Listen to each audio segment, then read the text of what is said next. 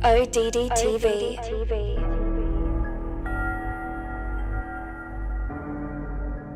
American Gods is a show on Starz Network based on a book by Neil Gaiman of the same name.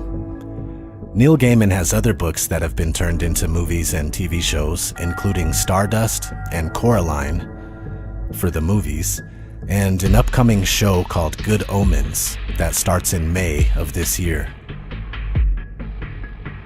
The show American Gods, which is on its second season, is completely flooded with mythological and religious characters and references to the point where there's really no need to break it all down.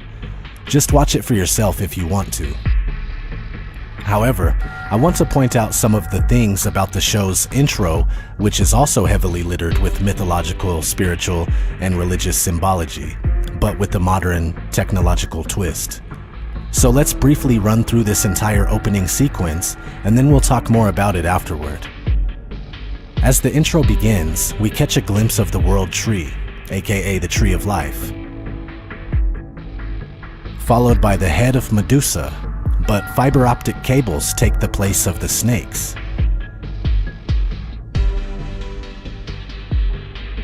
Now we see a trio of cycloptic nymphs with the eyes of a camera phone.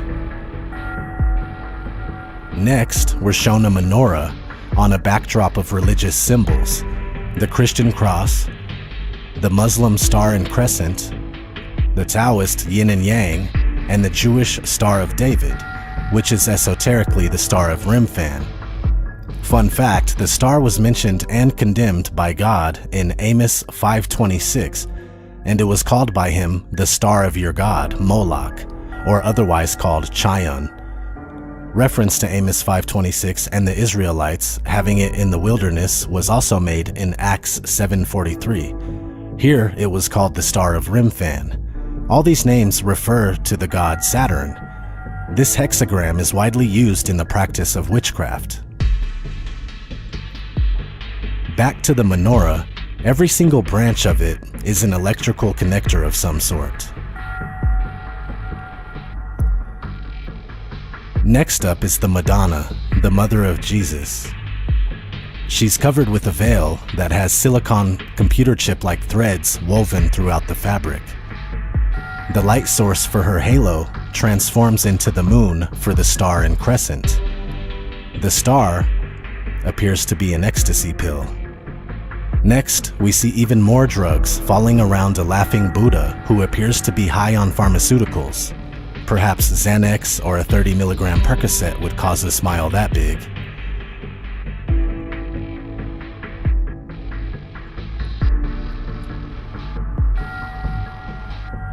Next up is a jet turbine that switches into some kind of medical lab technology, spinning around the base of Ganesh, who's sitting on a lotus flower.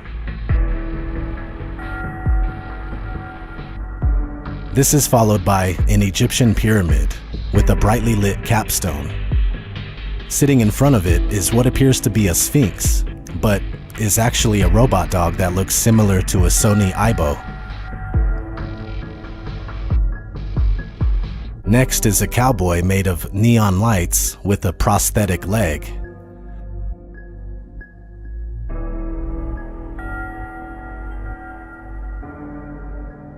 Next up, a robot with the head of a sex doll set in a satellite dish.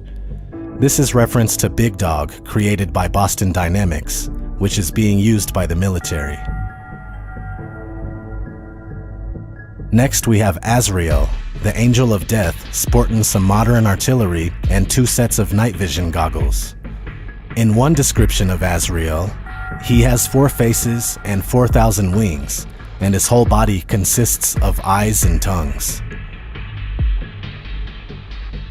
Next up is Ares, the god of war, wearing a VR headset and toting a crossbow with a missile on it, in place of the arrow. He's riding a chariot pulled by American muscle cars instead of horses. After that, we have a rocket, which is the modern-day obelisk, Egyptian phallic symbol.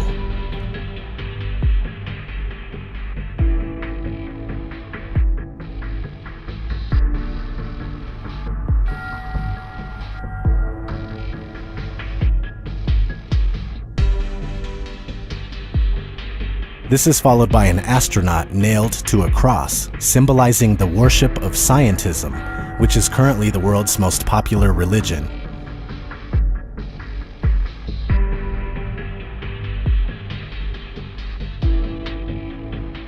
And finally, at the top of this mind control totem pole is the Roman eagle, Aquila, also known as the Roman standard. This eagle is a common everyday symbol, especially in America, and its presence represents the fact that the Roman Empire never fell.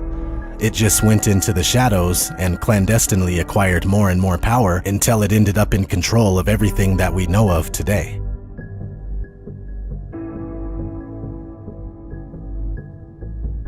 The show's intro, with the eagle being at the top of the totem pole, alludes to the domination by the Romans of all things.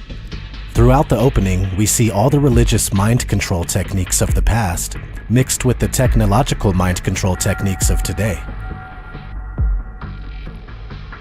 Currently, the Holy Roman Empire rules the world through the Crown of England and the 3 city-states: London for finance, the Vatican for religion, and Washington, D.C., or the District of Columbia, for military. Most countries are controlled by the hidden Roman Empire because their leaders are loyal to it, or they've been bought off by its banksters and agents. Furthermore, most courts throughout the world operate under Roman law, aka civil law, canon law, maritime admiralty law, statute law, and commercial law. The United States of America, which is nothing more than a corporation and you're an employee, and United Kingdom are 2 of the many countries controlled by the Holy Roman Empire. On the back of the US dollar, we find the Roman eagle with the phrase E pluribus unum, which means out of many, one. This advertises their plan to slowly create a one-world rule out of the heavily fractured and divided system that we find ourselves in currently. Similar to the phrase ordo ab chao, which is Latin for order out of chaos. Besides US courthouses being completely Roman in the way they are designed, they also have the Roman eagles sitting on top of the flags in the courtrooms.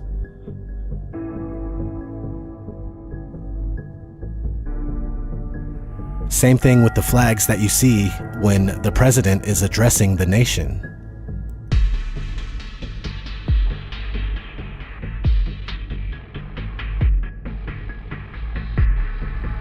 The Statue of Liberty is a Roman goddess named Libertas, which was adopted by the Babylonian goddess Ishtar.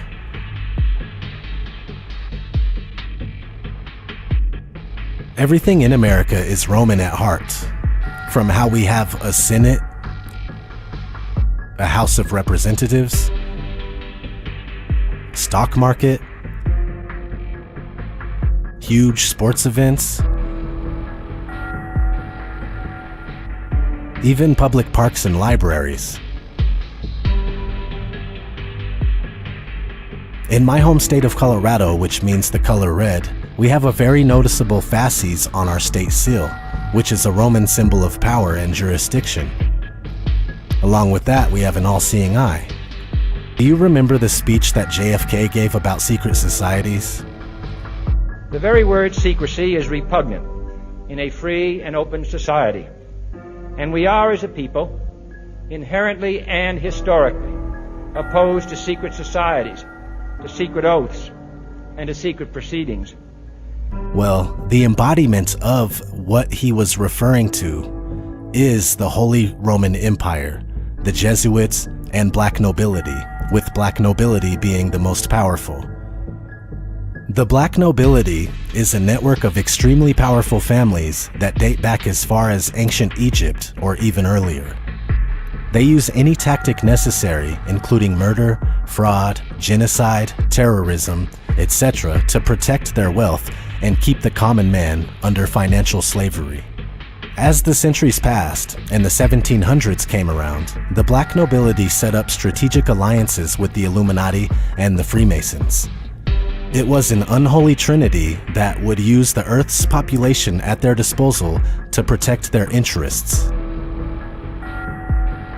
The black nobility were students of the Greek philosopher Aristotle, who believed that slavery was a necessary institution. Because some are born to rule and others to be ruled.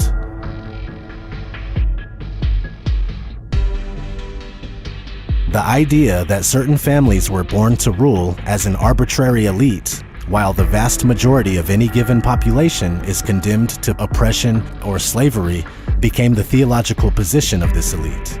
One thing I know for sure is that if someone is keeping humanity down, no matter who it is or which group they belong to, they deserve to be called out. But there's no denying that all roads lead to Rome. This has been ODD TV. Thanks for watching. Thanks for tuning in to ODD TV. Please be sure to like and share this video. It really helps. Also, don't forget to subscribe.